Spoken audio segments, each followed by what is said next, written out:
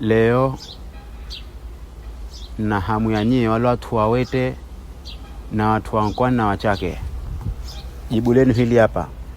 Maana kila nikituma video watu waole na Wachake na Wankwani huwa mwauliza, haya wewe watongoa hivyo, watongoa kikojani, hawatongoa kivipi? Hasi yetu hatujitongoa hivyo. Sije yetu kao Chake, kuna mtu akuuliza, hasi yetu kao Chake na Wete. Kwanza mimi nataka niwaulize, nyie munani? Kwani huku Chake na Wete na Nkwani? Kwani kule Makunduchi au ni Ntwara? Maana mimi naona pia tu Wapemba, Chake Mpemba, Wete Mpemba. Mie sijasema mtongo kama hivi mtongo wavo mie. Najua hivi huviji. Hemu uko unakuwa unani mjini kwenu.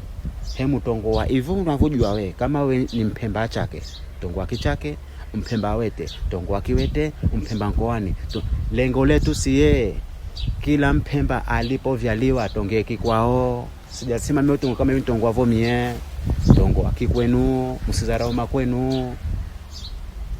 Nyinyi majifanya kisa makaa Chake na kisa makaa Wete.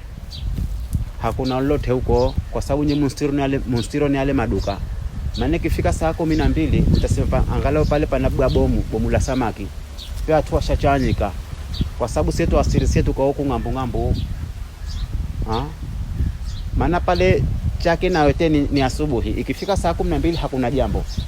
Halafu utasikia mimi nakaa Wete, mimi nakaa Chake, hantongo hivyo. Sijasema utongo hivi ntongo wavo mievo.